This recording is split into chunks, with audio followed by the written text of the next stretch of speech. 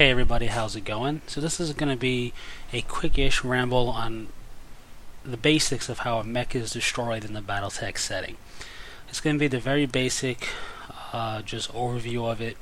Very simple. I'm not going to go over advanced techniques and things like called shots or pilot health or anything like that.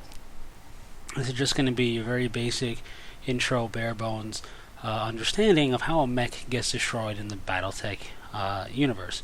I'm going to focus specifically on the miniature game for it because it's just easy to describe it, but video games and novels tend to follow the same premise. So, since we're talking about it in the very basic sense, we have to, of course, first successfully hit the mech. So once you roll to hit the mech with a particular weapon from one of your mechs, if you successfully hit that mech with it, that's great. That's the first step.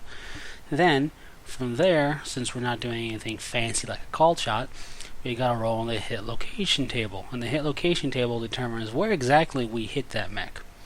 Once we do that, damage is applied to that location. So, as you can probably guess by the sound of it, a mech has multiple locations when you hit it. So, the locations that a mech has, I should say, is the head, which is basically the cockpit. So for non-humanoid mechs that don't have a clearly defined head, whatever the cockpit is, that's considered the head. So we have the head, the left and right arm, the left and right legs, and then the torso is broken up into left, right, and center torso. That gives us a total of 8 different locations, whether you're shooting at it in the front or the back. Now the only difference in shooting at it in the back is that the center torsos are going to have a lighter armor value. Well, not just the center. The left, right, and center torsos are going to have a lighter armor value than they do in the front. It's because it's like shooting the thinner tank rear armor. Same case here for the mechs. So, the hit location table is going to determine which of those 8 locations we hit with our weapon. And then we apply damage to that location. Now, a mech location is going to have an armor value rating and an internal structure rating. The way that works is you basically have to fill up the armor value before you start really damaging internal structure, and then once you fill up the internal structure completely, that location is considered destroyed, and then anything in that location is considered destroyed. So that's the way you destroy a location. So how do you take down a mech? Well, there's only 2 locations on a mech that once destroyed, the mech is considered destroyed. And you don't need to destroy both for this. Either one will make the mech destroyed. And that is the head/cockpit or the center torso. Reason being is if you destroy the head, you're basically destroying the cockpit, so the mech doesn't function anymore. And if you destroy the center torso, you're destroying the mech's fusion engine, which means it has no more power to function. So, those are the 2 ways in which you can destroy a mech. Everything else is just going to wound it, slow it down, cripple it, something like that. You destroy other locations, whatever's in that location is destroyed. If you destroy a leg, the mech can't move anymore. So, destroying other parts of a mech can be beneficial, but it's not going to be a kill. And really the only way you can be sure a mech isn't going to be able to come around and become a thorn in your side later on during a game is to get it destroyed. Hopefully it's sounding a little bit harder than maybe you initially thought, judging on the 8 different locations and all that good stuff.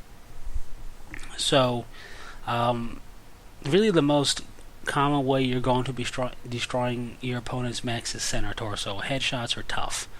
If you do a call, that's going to be difficult, and relying on a random dice roll to determine that you hit in the head is also pretty tough. Not impossible, it's just hard. So center torsos are going to be the way you're going to be going about it. And let's say a mech has, 8 armor and 8 internal structure points. That's a total of 16 points. That means you would have to do 16 points of damage to the center torso to destroy that mech. Don't forget, there's, not counting the head, there's 6 other locations. So there's basically 6 other non-lethal locations to a mech. that you're probably going to be hitting while trying to destroy the center torso or the head. So you could do over 16 points worth of damage to a mech and just have it slightly crippled, or have it be wounded, or have it, be missing its arms, and that's about it, or whatever it might be. So even for a light mech, hopefully you can see light mechs, you have a bit more survivability than maybe they initially appear on paper, because you have to get to that center torso height. And those big assault mechs hopefully appear even more survivable, because they're going to have a lot more center torso armor and internal structure, and you gotta destroy that while also dealing damage to other parts of the mech because of the hit location table and everything. So hopefully you get to see mechs on the whole appear much more survivable perhaps than they initially did on paper. Now, with that being said, there's two things of course we got to keep in mind here when it comes to damage. First off, damage transfers. So let's say you're trying to destroy the mech's right arm, and the mech's right arm needs 2 more points of damage to be destroyed, and you hit it for 5 points of damage. So that 5 points of damage goes into that arm. You only needed 2, so you got 3 points of damage floating. That gets transferred inward to the right torso. As you can see from this little diagram, damage goes inward. So even if you're really not rolling on the hit location table very well, you will eventually, if you do enough damage to all the other spots, eventually your damage will creep inward to the center torso. So that's one thing. The second thing is, the left and right torsos can be a 2-for-1 special if you destroy them while the appropriate arm is also still around. You're not always going to rip off the arm first. So let's say you're shooting at the left torso of the mech and you destroy it, and the left arm was there. Well, now the left arm's also considered destroyed. The reason being is, think about it, the mounting points, the ammunition feeds, the power cabling, the hydraulic hoses, and all that other good stuff that connect the left arm to the mech are running through that left torso. You just shattered that left torso to bits, basically. So that left arm is now rendered useless as well. It's a nice little 2-for-1 special in a way, and it can really cripple a mech pretty quickly. So that's also something nice to keep in mind. It's something that's going to happen whether or not you try to make it happen, but it's nice to know that it does happen that way, and it's kind of a consolation thing. You didn't destroy the mech just yet, but you really did put the hurt on it. So that's really it for how you destroy a mech. It's pretty straightforward. Destroy the head or destroy the center torso. But like I said, that can be a little bit easier said than done. And hopefully you're seeing how mechs are pretty survivable even for those light mechs out there. And hopefully you're also getting this picture in your head of a bit more of a desperation battle. In the middle of a big firefight, you got mechs where their limbs are getting ripped off.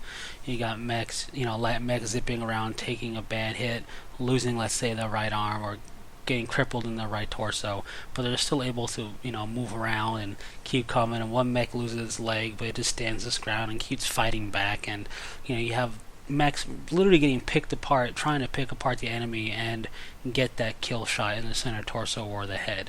So it leaves a pretty cool narrative going on, which I like.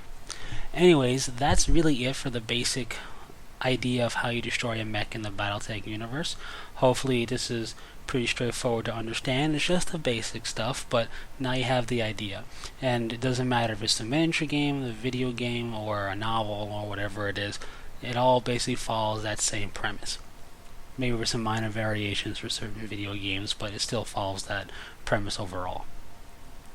Anyways, that's really it, so thanks for sticking through it, and hopefully you have a better understanding of the Battletech setting a little bit now. Anyways, that's it, so until next time, take it easy.